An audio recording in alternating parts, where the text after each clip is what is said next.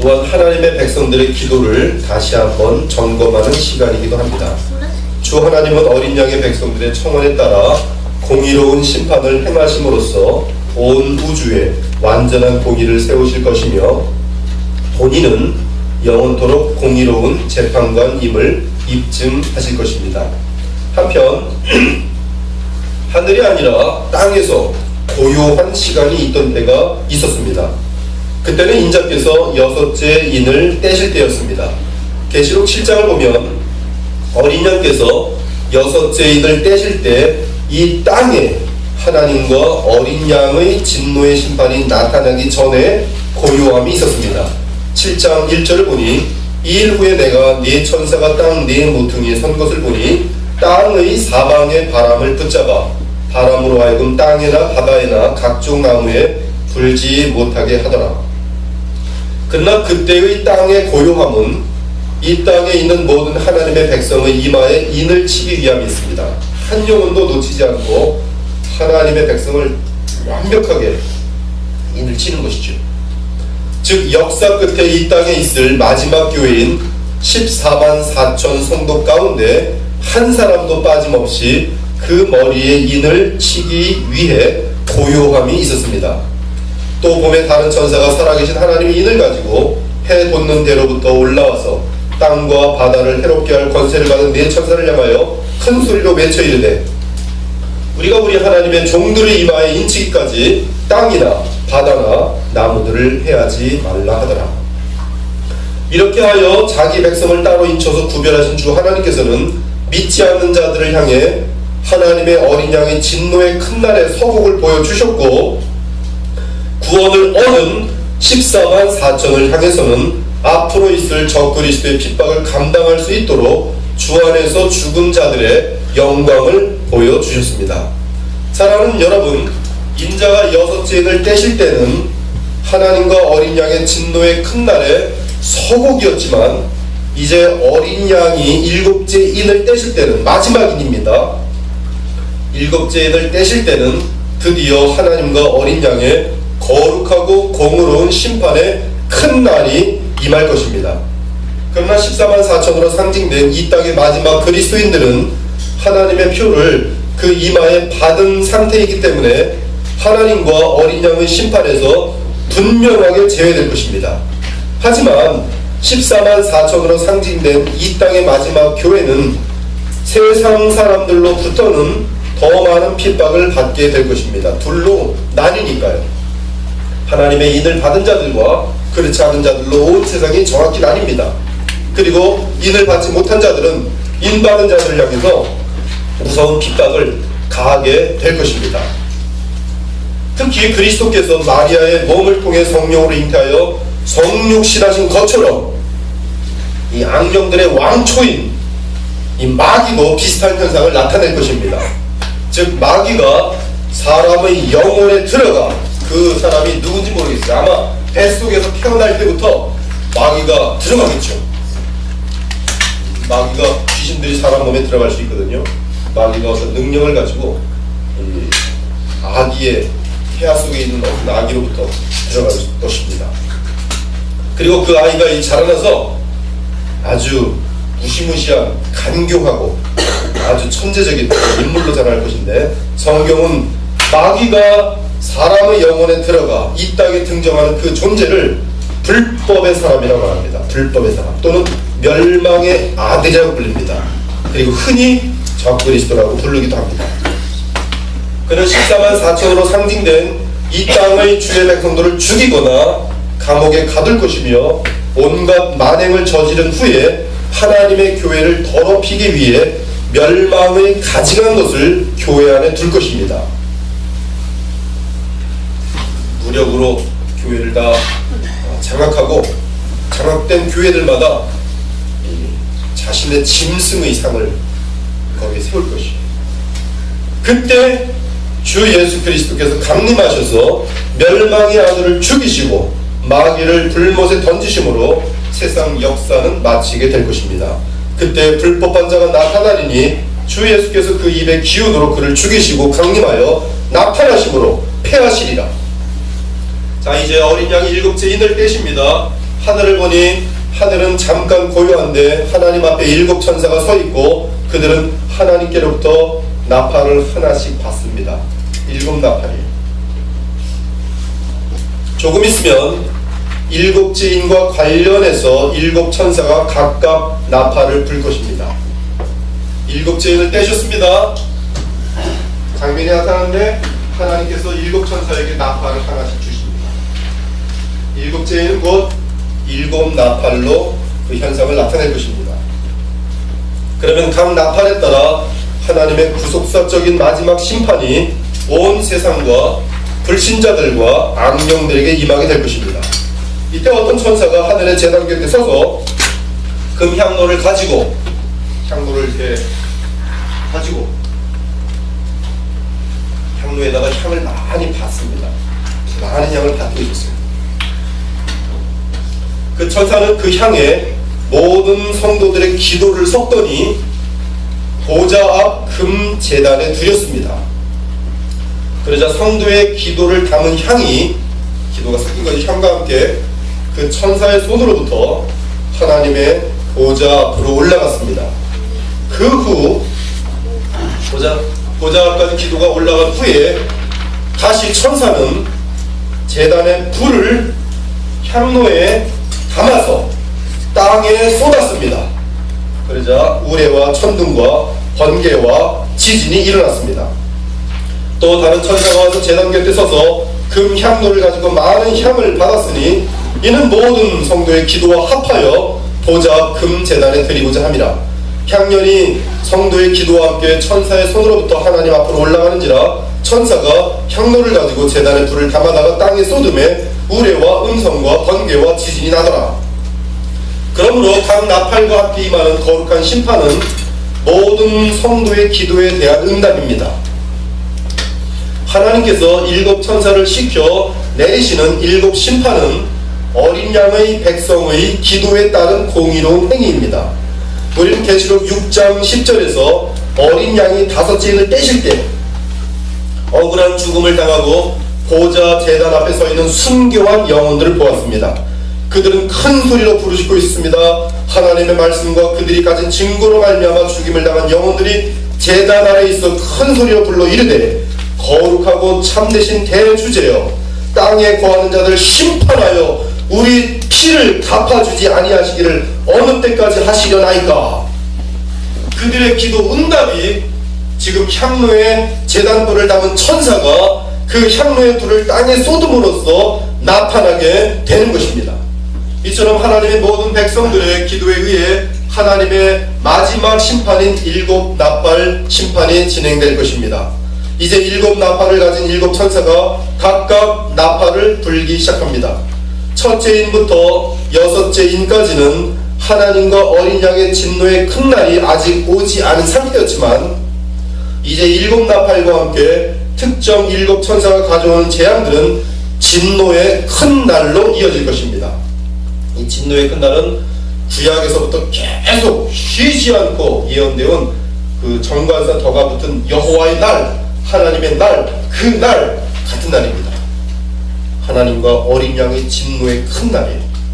이 7 나팔 재앙은 그 하나님과 어린 양의 진노의 큰 날로 마무리되게 되어 있습니다.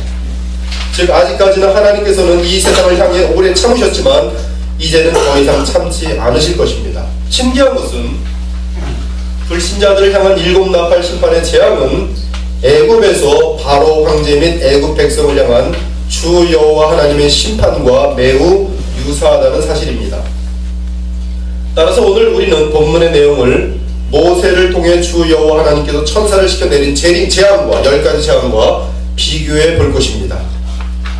최근 많은 사람들이 7 나팔 심판을 임으로 해석하고 또한 영적으로 해석하여 귀에 걸면 귀걸이, 코에 걸면 코걸이식으로 해석하고 있습니다. 제가 대부분의 한번 그 계시록 강해들을 보는데요, 너무 지나쳐요. 목사의 권위를 가지고 아무렇게나 얘기하면 성도들은 믿어야 되는 그런 꼴이 지금 되고 있어요. 아주 영적인 해석이죠. 심지어 개혁주의 내에서도 과거와는 틀리게 이 계시록과 역사를 분리시키고 있습니다. 계시록은 하나의 교훈만 담고 있지 역사와는 무관한 책으로 지금 만들어가고 있어요. 아주 심각합니다. 예를 들어 그런 것들이 지금 또 이 지금 대세를 이루고 있는 것이 참 안타까운 그런 현실입니다. 예를 들어 땅은 저는 이제 땅은 땅이거든요. 근데 이제 영적으로 해석하는 사람들은 이무적으로 해석하는 사람 자기 멋대로죠. 땅은 죄와 세상을 상징합니다 이렇게 발표하는 거예요. 그리고 나서 이제 땅은 그다음부터 죄와 그런 것으로 이제 연결시켜서 막 이제 해석해 나갑니다. 나무들은 권세를 누리는 권력가들을 상징합니다. 그게 상징하는지 어디서 얘기를 하는지 그냥 얘기를 하는 거예요. 아무렇게나. 쓴노는 인간의 죄악과 비질리이며 쑥은 우상숭배이며 재난과 불이라는 것이죠. 하지만 이러한 영적인 해석은 계시록을 미래의 역사와 전혀 무관하게 만듭니다. 계시록을 미래의 역사와 아무런 상관없이 만드는 자들이 있다면 여러분 주의하십시오. 계시록은 미래를 포함하고 있어요. 반면에 정반대로 현대 과학과 현대 문명, 심지어 현 시대의 정치 상황에 계시록을 억지로 끼워 맞추어 해석하는 경우도 허다합니다. 어떤 목사님은 오바마까지 계시록에 등장해요. 오바마하고 막 계시록이 어떻게 맞아 떨어지는지 너무 대단한 성경 해석 실력들이죠. 결국 계시록이 공상소설이 되어버린 일이 미국에는 아주 허다합니다. 제가 미국에 살고 있었는데 베스트셀러로 나오는 책들마다 계시록 강의인데 공상소설이에요. 공상소설. 특히 세대주의자들이 이러한 시도를 끊임없이 하는데 이는 재림의 징조를 알아내어 주님의 재림날을 추측하고자 하기 때문입니다. 제가 지금 이 설교가 유튜브를 통해서나 글을 통해서 온 세상에 지금 다 나갑니다. 얼마든지 부딪히고 욕먹을 수 있어요. 그러나 하나님 앞에서의 소신이 있습니다. 대언자로서 소신이 있는 것이 잘못되어 있습니다. 그러나 이러한 세대주의적인 성경 해석은 어느새 성도들로 하여금 또 다른 율법주의에 빠지게 하던지 또는 성경 전체에 대한 관심보다는 말세에만 지나친 관심을 보이는 허점을 드러내고 있습니다. 따라서 재림 징조에 큰 관심을 갖다가 십자가의 복음을 놓치는 위험에 빠지기도 합니다. 아무튼 우리는 계시록을 바르게 해석하기 위해 본문을 구속사적인 역사 가운데 해석해야 하고 나아가 구약을 배경으로 하여 해석해야 합니다. 그렇지 않으면 성경 해석에 대한 타당성과 정당성을 잃게 돼요. 누가 더 많은 사람들의 지지도를 받는가 그것에 의해서 그 사람 말이 틀리기도 하고 맞게도 되어버린 것이 저 목사님은 8만 명을 목회하니까 저렇게 말하면 맞겠지. 절대 아닙니다. 성경에 따라 확인하셔야 되는 것이. 즉 본문을 바르게 해석하려면 구약 및 계시록이 쓰인 시대 배경을 잘 알고 있어야 합니다. 오늘 본문을 통해 보면서 특이한 것은 애굽에서 어린 양의 피로 구원을 얻었던 하나님의 백성의 처지와 이 세상에서 마지막 구원을 얻게 될 14만 4천의 마지막 교회의 모습이 매우 유사하다는 사실입니다. 즉 일곱 나팔과 관련한 사건은 마지막 교회를 위한 마지막 엑소더스 출애굽이에요. 출애굽이라고 불러도 될 것입니다. 그 이유는 모세 때의 하나님의 백성은 가나안 땅으로 인도함을 받기 전에 세상을 상징하는 애굽과 마귀를 상징하는 바로를 심판하심으로 주의 백성을 구원하여 가나안 땅으로 인도하셨습니다. 마찬가지로 인류의 죄로 인한 저주로부터 그리고 죄악의 사슬로부터 하나님의 백성을 참 자유와 영원한 복을 누리는 새하늘과 새 땅으로 인도하는 과정에서 하나님께서는 이 땅의 나라들과 불신자들과 마귀들을 심판하실 것입니다. 이때 하나님의 거룩한 심판의 절정은 예수 그리스도의 재림이 될 것입니다. 그러면 이제 본문을 살펴보겠습니다. 먼저 나팔을 분다는 의미가 무엇인지 구약을 배경으로 하여 살펴보겠습니다. 출애굽기 19장을 보면 여호와께서 모세에게 율법을 주시기 위해 시내산에 내려오실 때 큰 나팔 소리가 함께 임하였습니다. 민수기 10장을 보면 회막 밖에서 주 하나님 앞에 이스라엘 백성을 모이게 할 때 두 개의 은나팔이 불렸습니다. 길게 짧게 하나가 불 때 두 개 같이 불 때 뭐 이런 식으로 해서 그 신호가 되었어요. 또한 새로운 왕위에 오를 때 나팔을 불었습니다. 요엘 2장을 보면 여호와의 큰 날이 임할 것을 알리기 위해 나팔을 불었습니다. 앞으로 성경은 나팔을 불 것이. 신약에서는 그리스도의 재림과 함께 나팔 소리가 먼저 울릴 것입니다. 그러나 오늘 계시록 8장의 7 나팔과 가장 직결되는 구약의 예로는 여리고성을 무너뜨릴 때 불었던 7 나팔이라 하겠습니다. 정확히 7 나팔이에요. 여호수아 6장을 보면 이스라엘 백성이 가나안 땅에 입성하려면 반드시 여리고성을 무너뜨려야 했습니다. 그것이 이 가나안 땅의 첫 번째 전쟁터입니다. 근데 그 성이 완벽하게 둘러싸여 있기 때문에 도무지 뚫고 들어갈 수가 없어요. 완벽합니다. 여리고성. 근데 이 여리고성을 무너뜨리지 못하면 하나님의 백성이 가나안 땅, 약속의 땅에 들어가지 못하는 것이에요. 이때 하나님께서는 이스라엘 군사가 하루에 한 번씩 7일 동안 여리고성 주변을 돌게 하셨습니다. 그럼 몇 번 도는 거죠? 하루에 한 번씩 7일 동안 여리고성을 돌면 토탈에서 몇 번 도는 것이요? 7번입니다. 그런데 하나님께서는 특이한 요청을 하세요. 마지막 날에는 7번을 돌게 하셨어요. 그럼 전부 몇 번 도는 것이죠? 13번. 13번째 도는 그때에 이스라엘 백성이 함께 함성을 부리면 여리고성이 무너진다고 하셨어요. 마지막 7번째 날에 7바퀴를 돌게 하셨는데 그 7바퀴가 보면 7대접하고도 연결됩니다. 아무튼 7번째 바퀴를 돌 때에 7 나팔을 길게 불면서 큰 함성을 외치라고 하십니다. 그러면 여리고성이 완전하게 무너질 것이라고 하셨어요. 제사장 7은 7 양각 나팔을 잡고 언약궤 앞에서 나아갈 것이요 7째 날에는 그 성을 7번 돌며 그 제사장들은 나팔을 불 것이며 제사장들이 양각 나팔을 길게 불어 그 나팔 소리가 너희에게 들릴 때에는 백성은 다 큰 소리로 외쳐 부를 것이라. 그리하면 그 성벽이 무너져 내리니 백성은 각기 앞으로 올라갈지니라 하시매 눈의 아들 여호수아가 제사장들을 불러 그들에게 이르되 너희는 언약궤를 메고 제사장 7은 양각 나팔 7을 잡고 여호와의 궤 앞에서 나아가라 하고 7째 날 새벽에 그들이 일찍 일어나서 전과 같은 방식으로 그 성을 7번 도니 그 성을 7번 돌기는 그날 뿐이었더라. 7번째 제사장들이 나팔을 불 때에 7번째 날에 마지막 7번째 나팔을 불 때에 여호수아가 백성에 이르되 외치라. 여호와께서 너희에게 이 성을 주셨느니라. 이에 백성은 외치고 제사장들은 나팔을 불매 백성이 나팔 소리를 들을 때 크게 소리 질러 외치니 성벽이 무너져 내린지라. 이것이 여리고성이 무너지는 방법이었습니다. 7 나팔. 이처럼 7 나팔 심판은 여리고성을 무너뜨린 여호수아의 행위와 연관됩니다. 7 제사장이 다 함께 마지막 긴 나팔을 불 때 인간의 도시를 상징하던 여리고성이 무너진 것처럼 7째인과 관련한 7 나팔의 마지막 나팔이 불 때 하나님의 왕국을 대항하던 불신과 타락의 인본주의 도시인 큰 성 바벨론이 하나님의 직접적인 심판을 받고 완전하게 무너질 것입니다.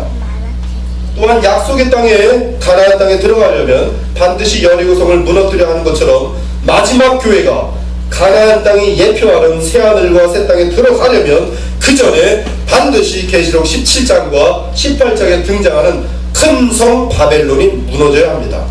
큰 성 바벨론은 하나님의 마지막 7번째 나팔 심판에 의해 무너질 것입니다. 자, 이제 7 나팔을 하나하나 봅니다. 오늘은 4번째 나팔까지 보게 될 것입니다. 7 나팔 중에 이제 그 7 나팔은 내용이 크게 볼 때 2가지로 나뉩니다. 이것을 잘 보셔야 돼요. 땅의 4분질 그러면 땅의 4분질에 대한 재앙이지 인류 4분질에 대한 재앙이 아닙니다. 그것도 잘 구별하셔야 돼요.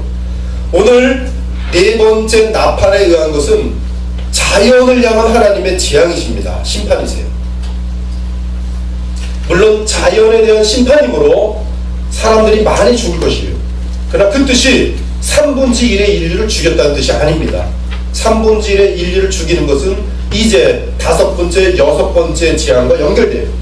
그러므로 앞에 나오는 4번째, 4개의 나팔과 관련한 재앙들은 자연을 향한 그러한 심판이고요. 나머지 3 재앙은 인간을 향하는 심판입니다. 다릅니다. 근데 이것을 또 혼동하는 사람이 있어요. 3분의 1이면 무조건 인류가 3분의 1이 없어지는 것으로 막 착각합니다. 그러니까 엉망진창이죠. 첫째 천사가 나팔을 부니 피 섞인 우박과 불이 땅에 쏟아졌습니다. 이에 땅의 3분의 1이 타버리고 수목의 3분의 1도 타버리고 각종 풀도 타버렸습니다. 우리는 모세를 통해 애굽에 내린 심판이 상징이 아니라 역사 가운데 나타난 하나님의 심판의 사실을 잘 알고 있습니다. 만일 출애굽기에 언급된 10가지 재앙을 상징이 아니라 역사 속의 사건으로 본다면 계시록의 7지인과 관련한 7나팔 재앙도 미래에 발생할 역사적인 사건으로 보아야 마땅합니다. 즉 우박이면 우박인 것이에요. 우박을 가지고 무슨 돌들의 모임이다 이런 식으로 상징화시키면 안 됩니다. 불이면 불입니다. 수목의 3분의 1과 각종 푸른 풀이 타버린 것이면 타버린 것이에요. 거기다 다르게 해석하면 안 되는 것이에요. 푸른 풀은 인간의 사상이고 수목은 인간의 명예라 이런 식으로 연결하면 안 되는 것입니다. 이것은 성경을 비현실적인 계시로 만드는 것이죠. 물론 인간의 사상이니까 탔다 뭐 이러면서 이제 인간의 사상에 물들지 말라 그런 교훈을 하겠죠. 지금 그러나 계시록이 지금 얘기하는 것은 예수님께서 구속사적인 역사적 사건을 일으키기 위해서 7죄인을 떼시고 7나팔이 나타나서 나팔 그리고 실질적으로 하나님의 심판이 이 땅을 향하여 나타나는 사건인데 그런 교훈을 얻기 위해서 이무적으로 막 해석하면 안 된다는 말씀이에요. 아무튼 7나팔의 재앙은 문자적으로 성취될 수 있으므로 문자적으로 해석하는 것이 타당합니다. 그것들을 비유적으로 해석하거나 영적으로 해석하려면 역사 속에 그러한 일이 없었다는 것을 증명해야 합니다. 하지만 도리어 성경 역사 가운데 7나팔과 관련한 재앙들과 유사한 사건들이 이미 있었습니다. 따라서 문자적으로 해석함이 정당합니다. 첫째 나팔의 재앙은 하늘에서 피 섞인 우박과 불이 나와서 땅에 쏟아지는 것입니다. 끔찍하죠. 피가 섞인 우박과 불. 이 재앙은 이스라엘 민족이 출애굽할 때에 애굽인들에게 내린 10가지 재앙 중 7번째와 유사합니다. 애굽에서 내려진 7번째 재앙과 첫 번째 나팔 재앙이 유사해요. 다른 것이 있다면 피가 섞였다는 것이 뿐입니다. 그때는 피가 섞이지 않았습니다. 지금 첫 번째 나팔의 재앙은 피가 섞였어요. 우박이 내려서 나가봤더니 피가 있어요. 불이 떨어진 곳에 보니까 피가 있어요. 이 피 섞인 우박과 또 불에 대해서 막 자기들 멋대로 어떤 학자는 피 섞인 우박과 불은 정말 피가 아니라 붉은색을 띤 모래에 의해서 생겨나는 현상이다. 아무런 근거 없이 그냥 자기 멋대로. 그보다는 그냥 성경의 기록대로 그대로 받으면 안전합니다. 아무튼 하늘에서 내리는 피 섞인 우박과 불로 인해 땅의 3분의 1, 그렇죠? 땅입니다. 땅의 3분의 1, 나무들의 3분의 1, 모든 풀들의 3분의 1이 작살이 나고 불로 태워졌습니다. 어마어마한 일이겠죠. 전 세계 땅의 3분의 1, 그렇죠? 전 세계의 그 산림의 3분의 1, 전 세계의 모든 푸른 숲들의 그 어떤 풀들의 3분의 1. 그것이 망가지고 불태워졌다면 사람들의 생활에 엄청난 타격을 주었을 것이죠. 팥값이 한 수십만 원 되겠죠. 그렇죠? 생각해보세요. 김치 하려고 그러면 이제 김치가 되는 것이에요. 그런데 거꾸로 생각해야 됩니다. 얼만큼이 남았어요? 3분의 2가 남았어요. 3분의 2. 이는 아직 하나님의 긍휼이요 아직 이 땅에 남은 마지막 교회를 위한 배려입니다. 하나님은 소돔과 고모라에 10명만 있어도 멸망시키지 않으세요. 근데 롯 하나 때문에 계속 미루었어요. 여기서 우리는 아까 말씀드린 대로 첫째 나팔에서 넷째 나팔까지 관련한 재앙은 사람들을 직접 심판하신 것이 아니라 3분의 1의 자연 심판을 통한 간접적인 심판임을 기억해야 합니다. 따라서 인류 가운데 많은 사람들이 죽을 것이지만 그럼에도 대부분은 그대로 살아있을 것입니다. 둘째 천사가 나팔을 부니 불 붙는 큰 산과 같은 것이 바다에 던져지고 바다의 3분의 1이 피가 되고 바다 가운데 생명 가진 피조물들의 3분의 1이 죽고 배들의 3분의 1이 깨졌습니다. 이것도 문자 그대로 성취될 것입니다. 이 내용도 다르게 해석하기보다 어린아이처럼 문자 그대로 받으면 돼요. 3분의 1 뭐로 바꿀 것이? 뭐로? 3분의 1 뭘 상징합니까? 알 수가 없죠. 3분의 1은 고민하다가 3.27을 상징하려나? 이렇게 되면 안 되는 것이죠. 3분의 1은 3분의 1이에요. 둘째 나팔 재앙은 이스라엘 백성이 출애굽할 때 애굽인들에게 내린 첫째 재앙, 즉 나일강을 피로 변하게 만든 심판과 유사합니다. 하지만 그 당시는 애굽의 나일강에 국한된 재앙이었지만 불붙는 큰 산과 같은 것이 바다에 던져질 때는 세상 전체의 바다에 재앙이 임할 것입니다. 그렇다면 불붙는 큰 산 같은 것이 무엇일까? 불붙는 큰 산은 계시록이 기록되기 전 20년 전에 실제로 베수비우스 화산이 폭발하여 폼페이와 헤르쿨라니움을 파괴한 사실과 연관이 좀 있습니다. 즉 어마어마한 큰 산으로부터 화산이 터지면서 용암이 끝도 없이 바다를 향해 흐르는 현상이 될 것입니다. 저는 이 큰 산이 뭔지 몰라요. 불붙는 큰 산 같은 거, 엄청난 어떤 한 산맥 정도가 될 수도 있을 것이고, 그것이 용암이 끊임없이 거기서부터 흘러내리는 것이죠. 하늘로부터는 화산이 올라가고, 그 용암 때문에 바다가 피가 되고 바다 생물의 3분의 1이 죽고 바다의 거센 풍랑으로 지구상의 선박 3분의 1이 파손될 것입니다.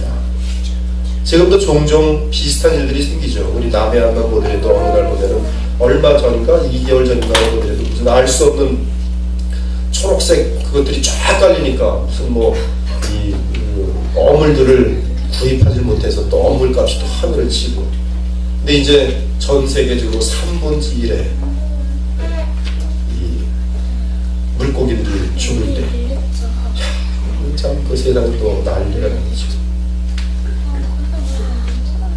배들도 풍랑이 불면서 파괴될 때 많이 무너질 것입니다. 셋째 천사가 나팔을 부니 횃불같이 타는 큰 별이 하늘에서 떨어져 강들의 3분의 1과 여러 물샘에 떨어졌습니다. 이때 그 별 이름은 쓴쑥이었습니다. 하늘에서 떨어졌습니다. 큰 어떤 별이 떨어졌어요. 그 별로 인해 물의 3분의 1이 쓴쑥이 되어 그 물이 쓴물이 된 것, 동물이 된 것이, 독이 들어있는 동물이에요. 많은 사람이 그 물을 마시고 죽었습니다. 요한이 살던 시대에서 빛을 바람에 떨어지는 별은 멸망의 전조로 생각되었습니다. 또한 성경에서는 인간들이 독이 든 물을 마시는 것은 하나님께서 인간 역사에 직접 개입하셔서 재앙의 심판을 내리심을 의미합니다.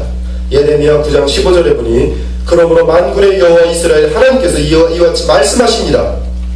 보라 내가 그들 곧 이 백성에게 쑥을 먹이며 독물을 마시게 하리라. 심판입니다. 우리가 잘 알다시피 물은 한 사람이 사는데 매우 필수적인 요소입니다. 사람의 몸은 70%가 수분입니다. 사람은 물을 마시지 않으면 살 수 없습니다.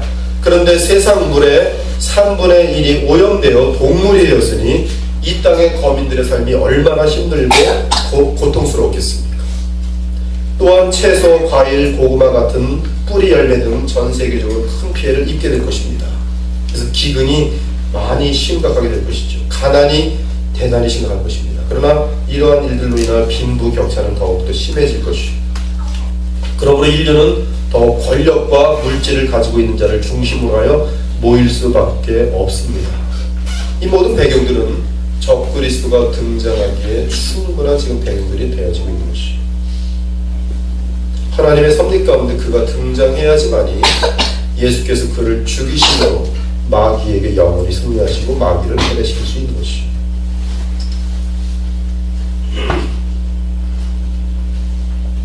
넷째 천사가 나팔을 부니 해 3분의 1과 달 3분의 1과 별들의 3분의 1이 타격을 받아 예전보다 3분의 1 정도가 더 어두워졌습니다. 또한 낮의 3분의 1은 태양의 비추임이 없고 밤의 비침도 3분의 1이 사라집니다. 굉장히 그 열이 많이 떨어지겠죠. 여기 보면 해와 달과 별들의 3분의 1이 타격을 받아 원래 모습에서 훼손되었다고 말합니다. 이 모세를 통해 나타난 9번째 재앙을 보면 이 흑암 재앙이 있습니다. 3일 동안 애굽 전역에 흑암의 재앙이 내립니다. 여호와께서 모세에게 이르시되 하늘을 향하여 네 손을 내밀어 애굽 땅 위에 흑암이 있게 하라. 곧 더듬을 만한 흑암이리라. 모세가 하늘을 향하여 손을 내밀매 캄캄한 흑암이 3일 동안 애굽 온 땅에 있어서 그동안은 사람들이 서로 볼 수 없으며 자기 처소에서 일어나는 자가 없으되 온 이스라엘 자손들이 거주하는 곳에는 빛이 있었더라. 하나님의 백성들에게는 빛이 있어요. 기적이죠, 기적. 예수님께서 십자가상에서 우리의 죄악을 담당하시고 하나님의 심판을 받으실 때 무슨 일이 있었어요? 표적이 나타났습니다. 그 표적은 바로 어둠이었죠. 제6시로부터 온 땅에 어둠이 마요. 제9시까지, 즉 12시부터 3시쯤, 오후 3시까지 계속되더니 3시간 동안 완전한 어둠이에요. 제9시쯤에 예수께서 크게 소리질러 이르시되 엘리 엘리 라마 사박다니 하시니 이는 곧 나의 하나님 나의 하나님 어찌하여 나를 버리셨나이까 하는 뜻이라. 하나님은 해의 빛과 열의 원인이 무엇인지 또 해에 어떤 변화가 일어나면 그 빛이 어두워질 수 있는지 잘 알고 계십니다. 넷째 나팔의 재앙과 함께 빛의 양이 줄고 어두움이 늘어남으로써 지구 전체 온도는 급격히 떨어질 것입니다. 겨울이면 추위로 죽는 자들이 수도 없이 많을 것이 참으로 끔찍한 재앙입니다. 한편 7번째, 지금 4번째 나팔이었죠. 근데 7번째 나팔을 불면 7대접이 마지막으로 준비되어 있어요. 근데 7대접 중에 4번째 대접 재앙 때는 거꾸로 태양열이 아주 지독하게 강렬해집니다. 따라서 더위로 죽는 자들이 허다하게 많습니다. 넷째 천사가 그 대접을 해에 쏟음에 해가 권세를 받아 불로 사람들을 태우니 사람들이 크게 타서 죽더라. 한 가지 우리가 알아야 할 것은 하나님의 심판으로 나타나는 어둠의 재앙은 초자연적인 현상이라는 사실입니다. 3일 동안 애굽이 어둠에 있었던 것도 초자연적인 현상입니다. 과학적으로 설명이 안 돼요. 예수님께서 돌아가실 때 3시간 동안 온 땅에 흑암이 임한 사건도 초자연적인 사건입니다. 이 달과 해가 겹치면서 나타나는 그런 현상도 잠깐 있을 수 있지 3시간 있을 수가 없기 때문에 그래요. 넷째 나팔 재앙이 나타날 때 그 현상은 애굽이 아니라 온 세상에 나타나는 어둠이 될 것입니다. 그런데 태양의 비침이 3분의 1이 없어요. 지금 3분의 1 동안 낮에는 해가 없을 것이라고 말했어요. 완전한 어둠입니다. 낮이 15시간이면 5시간 동안 태양이 없이 깜깜할 것이에요. 그것이 지금 4번째 나팔의 재앙이. 낮이 15시간이나 잡을 때 다시 5시간은 깜깜해요. 밤을 9시간으로 잡을 때 3시간은 깜깜해요. 완전 흑암입니다. 물론 전구들이 있고 뭐 전기가 있으니까 어떻게 피고 뭐 하겠지만 지독하게 그 시간은 자연계로부터 오는 빛은 사라지는 것이죠. 초자연적인 현상. 이 현상은 그 누구도 이해할 수 없는 초자연적인 현상이 될 것입니다. 그럼에도 넷째 나팔의 재앙은 마지막 심판이 아니며 아직도 인류와 세상과 우주는 여전히 건장합니다. 왜요? 3분의 2가 남아있기 때문에. 사랑하는 여러분, 지금도 가끔 발생하는 천재지변의 재앙들은 앞으로 임할 우주적인 진노의 큰 나라의 재앙을 미리 전주해주는 작은 사건일 뿐입니다. 어느 날 하나님께서 친히 우주를 흔드실 것입니다. 그때는 3분의 1이 아니라 우주 전체를 흔드실 것이에요. 바로 그날에는 주님의 재림과 함께 온 우주가 흔들릴 것입니다. 그때에는 그 소리가 땅을 진동하였거니와 이제는 약속하여 이르시되 내가 또 한 번 땅만 아니라 하늘도 진동하리라 하셨느니라. 이 또 한 번이라 하시면 진동하지 아니하는 것을 영존하게 하기 위하여 진동할 것들 곧 만드신 것들이 변동될 것을 나타내심이라. 그러므로 우리가 흔들리지 않는 나라를 받았은즉 은혜를 받자. 이로 말미암아 경건함과 두려움으로 하나님을 기쁘시게 섬길지니 우리 하나님은 소멸하는 불이심이라. 그러나 주의 날이 도둑같이 오리니 그날에는 하늘이 큰 소리로 떠나가고 물질이 지구의 체질을 말합니다. 지구의 땅덩어리 이 전부를 말합니다. 그 물질이 뜨거운 불에 풀려지고 용암처럼 막 하겠죠. 그때 크리스찬들 어디 있어요? 공중에서 신랑 되시는 예수 그리스도 혼인잔치인데 그리고 안 믿는 사람들은 다 불 속에 같이 파버리고 죽는 것이죠. 뜨거운 불에 풀어지고 땅과 그 중에 있는 모든 일이 드러나리로다. 주의 날에 하나님께서는 해와 달과 별들을 전도 새롭게 하여 이 세상과 온 우주를 새롭게 하실 것입니다. 이제 다섯째, 여섯째, 일곱째 나팔이 불 차례입니다. 그런데 이때 궁중에 날아가는 독수리가 큰 소리로 이르되 땅에 사는 자들에게 화가 있으리니 이는 새 천사들이 부려할 나팔 소리가 남아 있음이로라 라고 외쳤어요. 제가 어렸을 적에 부흥회를 쫓아다니면서 계시록 설교하시는 목사님들의 설교를 많이 들었어요. 근데 거의 백발백중 이 독수리 뭐냐면 하늘에 날아가는 비행기가 날아다니면서 폭탄을 팡 터뜨리는 것이 화라는 것이. 지금 이제 제가 신학을 다 마치고 나서 나름대로 원어도 보고 하면서 참 이 무지가 참 많은 시대에서 그럼에도 불구하고 마음들이 순수했기 때문에 뭐 탓할 필요 없습니다. 모르는 거 어떡하겠어요. 여기 그 개역 개정이 독수리라고 번역하였는데요. 권위 있는 원어 사본을 보면 둘로 나뉩니다. 여러분 성경에 지금 마지막으로 최종 버전인데요. 성경 원본은 없습니다. 이 원본에 가장 가깝게 모든 학자들이 총동원되어서 아주 완전한 논리 가운데 만들어진 두 개의 부류의 이 사본이 있어요. 그러니까 원본에 가장 가깝다고 하는 권위 있는 이 원어로 되어 있는 이 사본이 있습니다. 하나가 뭐냐면 UBS 네 번째 판입니다. United Bible Society UBS 4라고 되어 있어요. 이것은 이제 성경의 원본은 없으니까 원본은 아니지만 원본에 가장 가깝게 이제 조합되어 있는 거죠. 거기 보면 어떤 사본이 이렇게 되어 있다, 어떤 사본이 되어 있다 그렇지만 이 내용이 가장 합당할 것이다. 그런 것이 있어요. 또 다른 하나는 과학적으로 원본에 가장 가깝도록 수천 수만의 사본을 컴퓨터 이 모든 이 기술을 동원해서 분석을 마치고 정리한 네슬 알랜드 27이라는 것이 있어요. 이 두 가지는 성경 학자들, 저도 마찬가지고 이 두 가지를 참조하면서 이 성경에서 성경 해석 이상할 때는 이 마지막 버전이기 때문에 이걸 보고서 확인합니다. 근데 제가 확인해 보니까 이 독수리는 UBS United Bible Society에서는 독수리라고 되어 있어요. 근데 네슬 알랜드 27은 천사로 되어 있습니다. 제가 보기에는 네슬 알랜드 27이 수천 수만의 사본 분석을 마치고 소위 그 로 크리틱스라 해갖고 성경을 문자 굉장히 낮은 그 저등 비평이라고 하는데요. 그것은 이제 이 기독교에서 받아들여진 타당한 과학과 이성을 사용해서 성경을 연구하는 것에 대해서 고등 비평은 아주 악한 것이지만 성경 자체에 대한 내용을 연구하는 것에 대해서는 이 사본을 보면서 만약에 사본이 100개 있고 요점은 1개 있다 그러면 100개의 사본이 있는 그 단어가 원본일 가능성이 높은 것이죠. 그런 확률 가지고서 이제 이것이 원본일 것이다 이제 추측하는 그 기술에 있어서 네슬 알랜드 27이 훨씬 앞서 있습니다. 제가 볼 때는 그래서 천사로 보였죠. 천사. 계시록을 보아도 4장 7절을 보면 그 넷째 생물은 천사죠. 천사장이죠.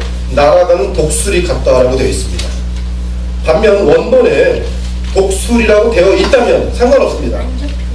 성경 전반에 걸쳐 독수리는 재앙이 임한 후에 시체들 가운데 등장하는 동물이기 때문에 어울립니다. 킹 제임스 버전은 혹시 영어 사전 있는 분들 보세요. 뭐로 되어 있어요? 엔젤로 되어 있어요. 즉 천사로 되어 있어요. 그리고 NASB 굉장히 권위 있는 성경 버전입니다. 거기는 독수리 되어 있어요. 둘 중에 하나죠. 독수리 또는 천사. 둘 다 권위 있는 성경 영어 버전이에요. 킹 제임스 버전은 네슬 알랜드 27을 따른 것이고, 그렇죠? NASB는 UBS United Bible Society 네 번째 판을 따른 것이죠. 아무튼 중요한 것은 천사이든 독수리든 화라고 외쳤으니 이제 5번째 나팔부터 7번째 나팔로 임하는 재앙은 역사 가운데 가장 끔찍한 재앙들이 발생할 것임을 알려준 것입니다. 사랑 여러분, 4번째 나팔까지는 부분적인 재앙이었습니다. 그러나 5째 나팔부터는 전 우주적인 재앙이며 심지어 영적인 세상을 향해 나타나는 재앙이기도 합니다. 그러므로 이제 영적인 존재들인 악령들과 마귀가 노골적으로 등장할 것입니다. 5번째부터. 그래서 5번째 나팔부터 보면 개구리가 나오고 용이 나오고 막 그래요. 그러나 7번째 나팔 재앙에 의해 하나님의 공의로운 심판은 마무리되고 이 세상 역사는 끝나게 될 것입니다. 그리고 7번째 나팔 재앙은 뭐로 되어 있어요? 7 대접 심판으로 되어 있어요. 점점 구체화하는 것이죠. 스포트라이트 하는 것이죠. 여러분들 운전을 하고 가면 어딜 가면 점점 넓게 보이는 것이죠. 지금 7번째 마지막 나팔이 이제 인류 끝입니다. 역사 끝입니다. 거기를 가는데 7번째 나팔이 열렸을 때 딱 보니까 좀 더 구체적으로 마지막 역사가 어떻게 끝나는지 7 대접 심판이 있는 것이죠.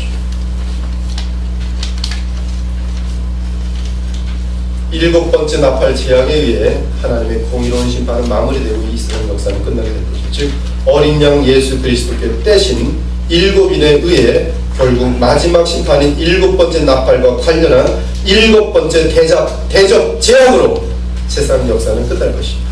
생각해보세요. 7인이 있었습니다. 마지막 7째인 됐어요? 뭐가 있어요? 7 나팔. 마지막 나팔 뗐어요. 뭐예요? 7 대접 있어요. 7 대접 집행되면서 역사는 끝나게 되는 것이죠. 그때가 되면 세상 나라와 도시가 하나님 나라와 하나님의 도성이 될 것입니다. 오늘 이 모든 사건들을 일으킨 원인 제공은 물론 어린 양께서 인을 떼십니다. 그러나 그와 함께 관련된 가장 깊은 원인은 모든 성도들의 기도입니다.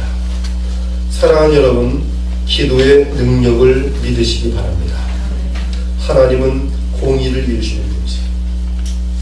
누가복음 18장에 보면 과부가 공정한 공의로운 요구를 악한 재판관에게 함으로, 악한 재판관이 악할지라도 공의로운 요청이기 때문에 재판관이라 따라갈 수밖에 없어요. 하물며 공의로우신 하나님께서 그의 백성들의 공의로운 간구를 듣지 않을 수가 없는 것이죠. 여러분의 기도가 악한 기도가 아니고 이기적인 기도가 아니고 죄를 지으려는 기도가 아니고 하나님 한 번만 봐주세요. 뭐 죄만 짓고 딱 안 짓게 이런 기도는 안 통해요. 그러나 저 원수들을 향해서, 복음을 막는 원수들을 향해서, 마귀의 역사들을 향해서 주님 역사하여 주시옵소서, 이루어 주시옵소서. 공의를 기도할 때 하나님께서 반드시 주세요. 반드시 주세요. 여러분 대인관계는 마찬가지입니다. 억울한 일이 있습니까? 싸우지 마십시오. 누구 헤어져요? 재판관 되시는 공의로우신 하나님께 가져오십시오. 하나님께서 하나님의 방법대로 1년이 걸릴지 5년이 걸릴지 아니면 한 달이 걸릴지 1시간이 걸릴지 하나님만이 아신데 하나님은 공의로운 기도를 반드시 이루십니다. 아멘입니까? 그것이 성도의 능력입니다. 성도의 능력. 특히 우리는 하늘에서 아버지의 뜻이 이루어진 같이 땅에서도 이루어지길 기도해요. 주님이 가르친 기도잖아요. 날마다 기도하고 있어요. 그러면 어느 날 하늘 아버지의 뜻이 이 땅에 이루어져 있을 것입니다. 여러분의 타당한 기도들이 다 응답되어 있을 것입니다. 그것이 우리의 확신이에요. 확신. 여러분의 힘으로 풀지 마십시오. 죄 문제, 억울한 문제들, 법정으로 가지 마십시오. 이혼 문제들 다 어리석은 거예요. 하나님께 그리고 하나님의 빛 앞에 나 자신을 먼저 보십시오. 나의 연약함이 무엇이? 나의 죄성이다.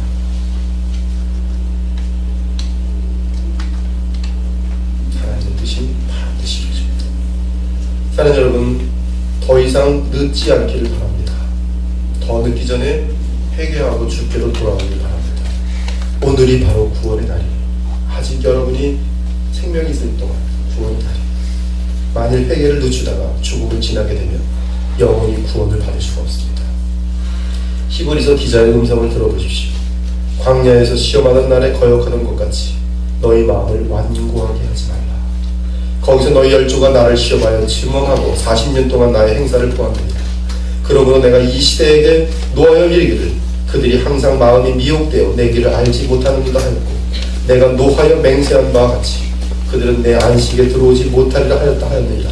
형제들아, 너희는 삼가 혹 너희 중에 누가 믿지 아니하는 악한 마음을 품고 살아계신 하나님에게서 떠나니까 조심할 것이라. 한번 쫓아보세요. 오직 오늘이라 일컫는 동안에 매일 피차 권면하여 너희 중에 누구든지 죄의 유혹으로 완고하게 되지 않도록 기도하라. 기도해야 돼요. 뭘 기도해야 돼요? 죄에 빠지지 않다. 뭘 기도해야 돼요? 내 마음이 강팍해지지 않다. 뭘 기도해야 돼요? 주님과의 관계가 끊어지지 않다. 오늘이란 날. 뭘 기도해야 돼요? 내 주변의 가족들이 멸망의 날에 이르기 전에. 그렇죠? 지금 살아있더라도 교통사고 나서 죽었는데 만약에 예수님 모르고 죽었으면 지옥이에요. 기도해야 돼요.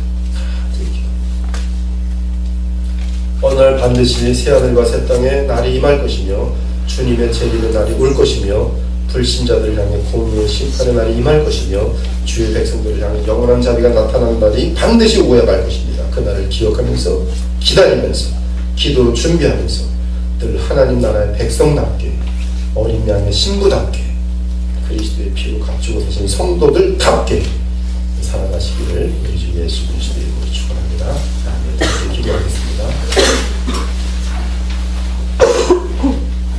오늘 주신 말씀으로 하나님께 감사하기 바랍니다.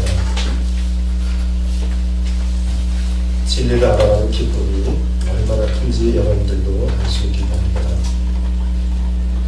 하나님의 말씀을 붙들고 간절히 기도하면서 성령의 조명하심을 구할 때 친히 성령께서 알려주시는 깨달음과 이렇게 그 환희와 그 만족과 그 기쁨과 평강을 함께 누릴 수 있기를 원합니다.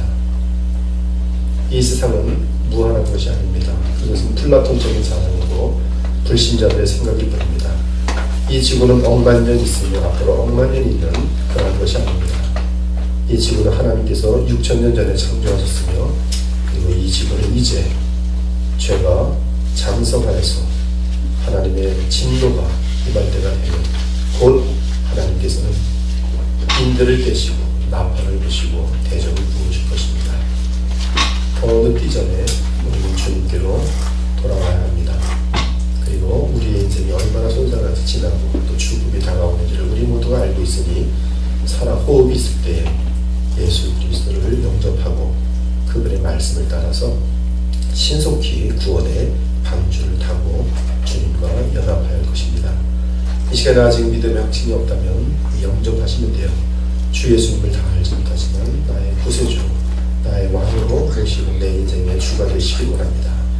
또 이미 거듭난 자들이면 정말 세상에 하나님께서 멸망시키실 이 세상을 본받지 말고 또 세상 사람들 앞에서 그리스도를 부끄러워하지 말고 신자인 사실을 감추는 일이 없도록 하고 또 먼저 이해 타산 걸리면 신앙부터 저버리고 그러면 약삭 빠른 사람들 되지 말고 하나님께 충성되어서 영원한 하나님을 인정하시는 그런 신자가 되기를 원합니다. 하고 기도해 주시는 시간이 되기를 원합니다. 함께 기도하겠습니다.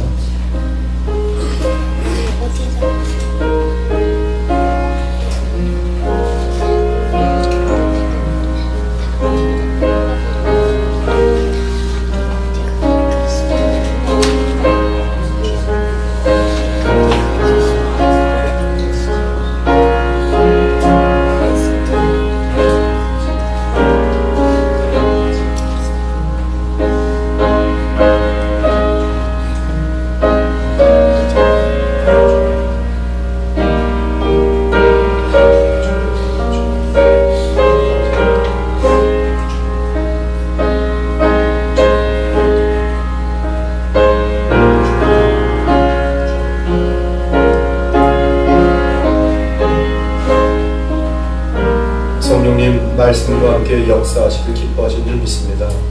부족한 중 간곡하게 주께 간구하옵나니 주님 말씀을 선포하였으니 주의 성령께서 그 말씀으로 역사하셔서 들은 자들이 믿음으로 합하여 영의 양식이 되며 그들을 구원하시는 진리의